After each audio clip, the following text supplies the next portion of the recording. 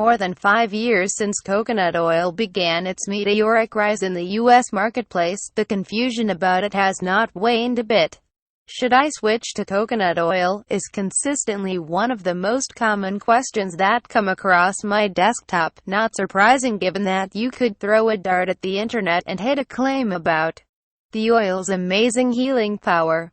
Mostly, there has been a paucity of good science on it, but a meta-analysis, a systematic review of the existing research published in Nutrition Reviews this year, has shed some light on the topic. I spoke with the lead researcher, Lawrence Ayres, chairman of the Oils and Fats Specialist Group at the New Zealand Institute of Chemistry, for further insight. The study found that coconut oil, which is 92% saturated fat, raises LDL, bad cholesterol, less than butter does, but significantly more than unsaturated plant oils do. So when it comes to heart health, Ayres puts it plainly, it would be dangerous, and rather silly, to replace your extra virgin olive oil with coconut oil. That question is answered. But there are plenty of details and nuances where that came from, so read on. Coconut oil has a lot going for it from a culinary perspective. It has a lovely, distinctive flavor that gives dishes a sumptuous tropical taste. It is solid at room temperature, a quality central to many recipes. But unlike most other solid fats, it is vegan. So it appeals to the ever-growing legion of plant-based eaters.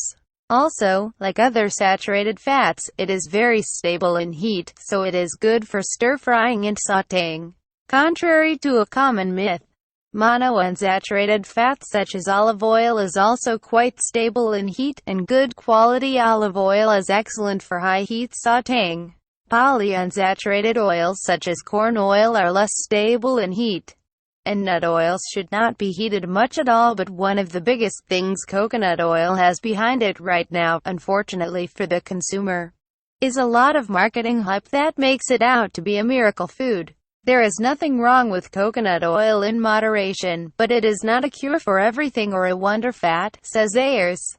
Many of the purported benefits of coconut oil point to it as a source of medium-chain fatty acids, MCTs. A type of fat that is processed differently by the body, so it is absorbed and metabolized more efficiently than other fats. But the research on the MCTs cannot be extrapolated to coconut oil. At issue is that lauric acid, a predominant fatty acid in coconut oil, is often cited as a medium-chain fatty acid, but Ayres says, while chemically it could be defined as either medium or a long-chain, lauric acid behaves like a normal long-chain fatty acid in the body. He says that coconut oil has less than 3% of MCT. MCTs are to coconut oil as different as chalk is to cheese. When it comes to coconut oil's impact on cholesterol, often you hear the argument that even though coconut oil raises LDL, it also raises HDL, good cholesterol, resulting in a neutral, even beneficial, effect overall. But Ayres says butter raises HDL, too, and with coconut oil, it is particularly subject to the rise in small LDL particles that are worrisome because they are really atherogenic, meaning they promote the formation of plaque in arteries. So, go ahead and use some coconut oil in a vegetable sauté, shredded coconut, or add to a smoothie. If you do that instead of grabbing takeout for dinner or snacking on chips, you'll be ahead of the game. Just do not buy into the coconut as the cure-all hype, and do stick to unsaturated oil for everyday cooking.